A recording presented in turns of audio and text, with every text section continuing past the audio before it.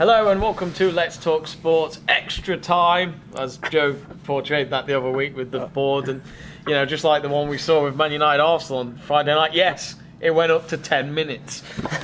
Football, eh? Anyway, we're here to talk about something that we didn't have time for on our show, the Let's Talk Sports show, which goes out every Monday on Calon 105 FM, and we actually put out a Twitter poll for this topic, and the topic is Higuain the answer to Chelsea's goal-scoring problems? We've asked, and you answered, and it was 50% to 50%, which is actually not like Brexit at all. It would have been a second referendum if it had ended like that, and it might have gone the other way. We don't know. We'll never find out. Well, unless there will be, I don't know. I don't follow politics at all. Luke Tanner, Joe Stanley, how are you both? It's a funny one, isn't it, the Gonzalo Higuain transfer? For me, if this was a few years ago, I think Chelsea fans would be very excited. But for this, Luke, I don't know what to think. Is this good? He's only on loan until the end of the season as well. I think the fact that he's on loan is good, that they've not bought him. Because I think if it was Gonzalo Higuain when he was setting records at Napoli, then that'd be a brilliant bit of business. But I think he's 3 years older. He's probably gained an extra 3 stone as well. And since that record-breaking season, obviously he went to Juventus the year after for a league high 75 million, and then he's been dropping off ever since then. He's never sort of sustained that his goal-scoring form. And this season at Milan, he got 8 in 22, 6 league goals. Same as Salomon Rondon in the Prem. That's so he's not been great. He's really not. He's not been great. And obviously, I think, he was at Milan. Obviously, the loan got cancelled, and now Milan are probably Milan are sort of glad that they got rid of him, because they got in Krzysztof Piatek from Genoa, who's been absolutely on fire this season. 13 goals in 18 games. He was at the top of the Serie A goal scoring charts, but I think he's 3rd or 4th behind Fabio Quagliarella is at the top behind Ronaldo. Wow. Joe, I look at every time Chelsea make a striker signing, I've always got to look back at the strikers that have failed at Chelsea, and I don't remember them all, but the list goes on. It starts from Kesman, and that was back in the early 2000s. Torres, Franco Di Santo. Yeah. I think Steve Sidwell wore the number 9 shirt. Steve Sidwell was on the list, yeah. I was like, what did you expect from Steve Sidwell? Budabuz, or whatever his name was. Alexander Pato. Who's a fullback, wore the number 9 shirt. Yeah. And Alexander Pato. Shevchenko. Radamel Falcao. Andriy Shevchenko, yeah. Hernan Crespo, there's a debate on him as well. I thought he played all right at Chelsea, but he was a good player for other teams as well. But at one point you had Crespo and Shevchenko in the same team, in which they were in the AC Milan squad that lost to Liverpool. They were which playing on paper they should have won. Out of this world. Yeah, they were the best team. To quote Clyde Tilsley. Yeah. They're playing football out of this world. No one can live with this. No one. That's what he says. Like and then we did second half and we won it. But anyway. So what does Higuain need to actually look at the past of Chelsea, Joe, and kind of go, well, look at the big names that have come before me. Even fellow South Americans have not been able to take up the position. Wow, do you think that's how he's got to look at it? Well, if he looks at the history, it's got to be worrying for him as a new Chelsea signing, the way that the strikers have gone in the past at Chelsea, obviously. I nearly forgot to point out Morata's another one now that's about to go.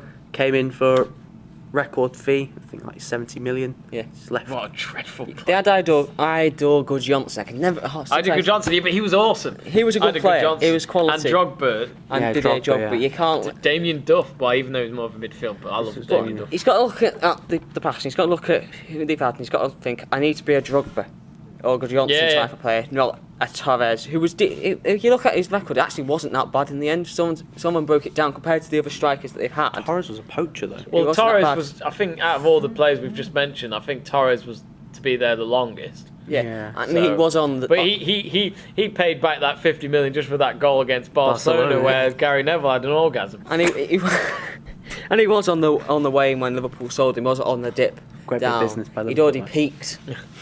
And then when Liverpool sold him £50 million, I thought it should have been 75, but actually they probably got the fee about right looking back on it.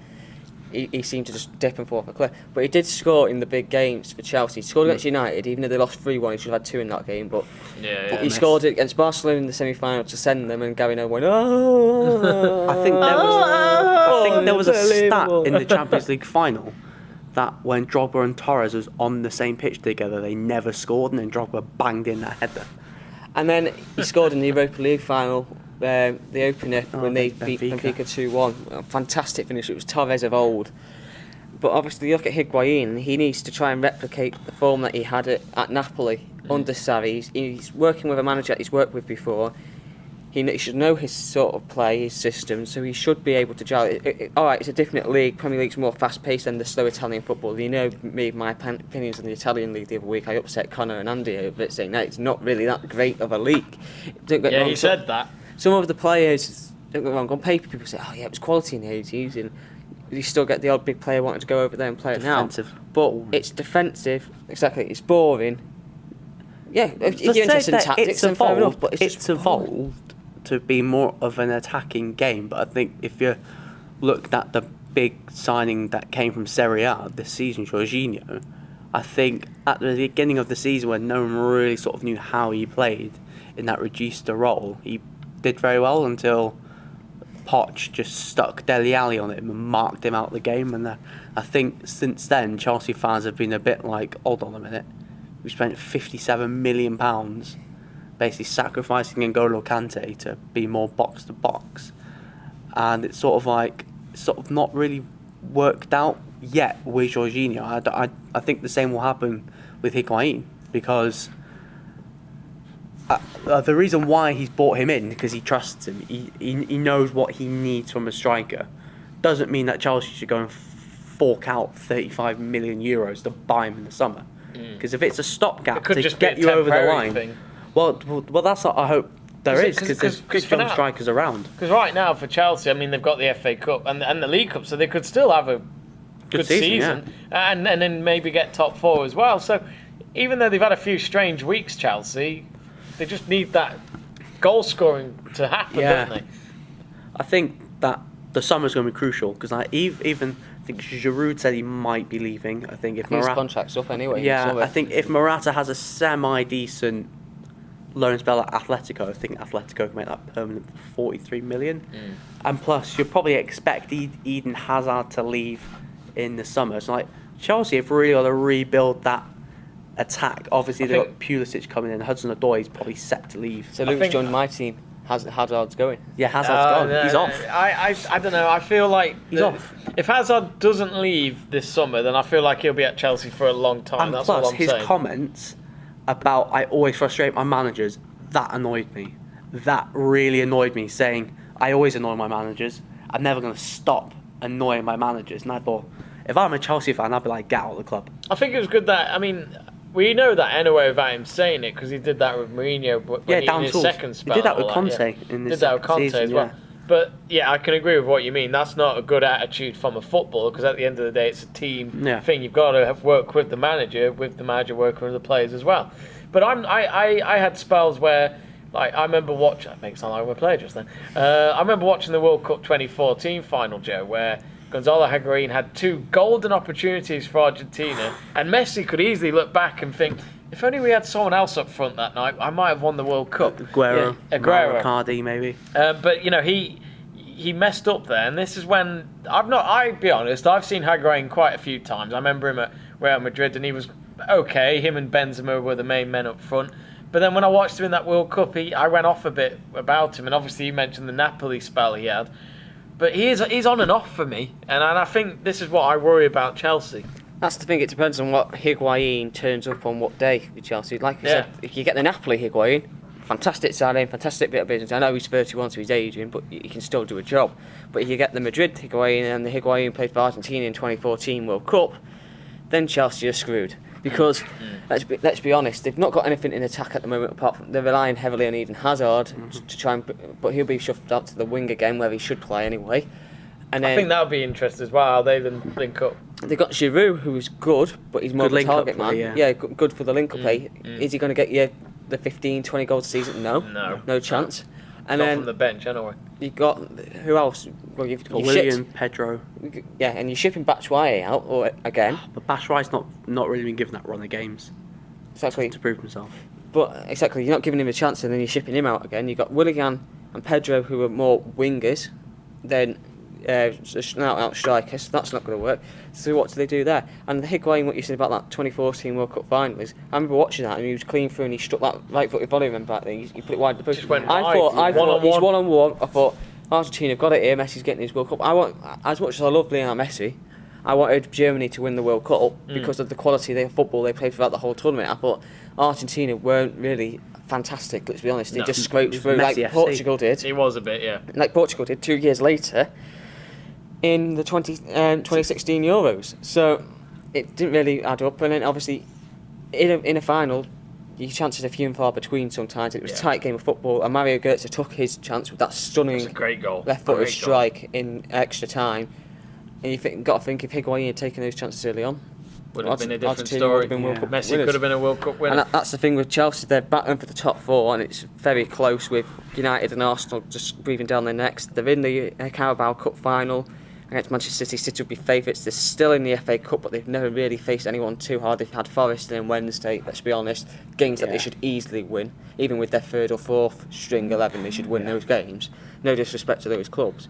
So, let's be honest, if he doesn't start performing in the big games, then Chelsea, where are they going to end up? I think this could cost Sarri's job. Yeah.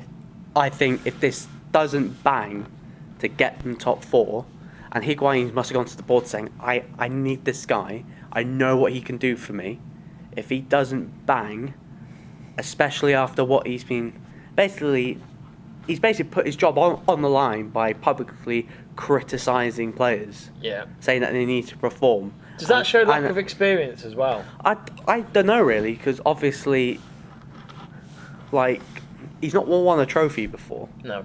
So he's never been at a club like Chelsea. And he's in a dressing room full of people that won the trophies. It's an AVD Hazard situation. can go around and go, he's not won anything, so why should I listen to him? Yeah. You think about it, it's an AVB situation. Except when AVB won trophies at Porto, but he come in. I think he was younger than Lampard and Terry. Lampard wasn't a troublemaker in the team, but apparently Terry was a bit of a problem because people were like, "Well, you're younger than him. You've dropped into the bench because he's not been performing well. He's our captain. Why should we listen to you? You obviously don't know what you're talking about." And then it seemed to just fall apart for Chelsea. With the AVB thing, I think he was specifically told by Abramovich trying to phase out the old guard. Of Czech, Ivanovic, Terry, Lampard, and in the end of that season, it was that old guard that won in the Champions League. Yeah, exactly. So I think that's why that got him the sack, because AVB was trying to, get them out of the way pretty quickly. But and then, funny enough, 12 months later, Ivanovic scored the winning goal in the Europa League final. I think another striker that we've sort of skipped over, Tammy Abraham. Tammy Abraham, yeah. Like, what does he need to do? He's far too good for the Championship. But look what happened on Sunday. Hudson-Odoi scoring an absolute terrific goal, and yet he doesn't know if he's going to be there next week. I think 24 hours before the cup game, he submitted a transfer request. Yeah, says it all, doesn't it? Apparently, he's already talking about going to Bayern. I think he should go. Yeah, I think you're right. I mean, we discussed when they're promising this, the number 10 shirt.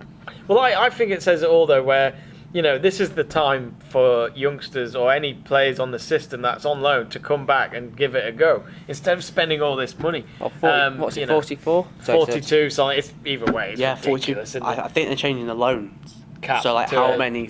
Is it 10, was it? I remember 10, saying. 10 per So, Chelsea are going to have to either cash out on all, like, the old guard, like your David Luiz's, your... He's available on the free in the summer who's as well. Old, like, get rid of Willian, Pedro, David Luiz, and, like, start bedding in the youngsters or cash out on all the youngsters, because you can't have 42 players on loan, because some of them will never even see the light of Chelsea's first team. I think, like, a prime example is Bradley Collins on loan from Chelsea to Burton. Is he ever going to see the light of game? No. Will Jamal Blackman see the light of Chelsea's first team? No. Lewis Baker? No, not really. So, like, many of those young players will never see the light of that first team, ever. Anyway, we could talk about this all day long, as we always do. Even it says in our YouTube channel name, doesn't it? Let's Talk Sport. Anyway, my thanks to Luke Tanner and Joe Stanley. But what do you think, then? Is Higuain the answer to Chelsea's goal-scoring problems? Let us know on the comments below, and remember to subscribe for more of our videos. Thank you for watching.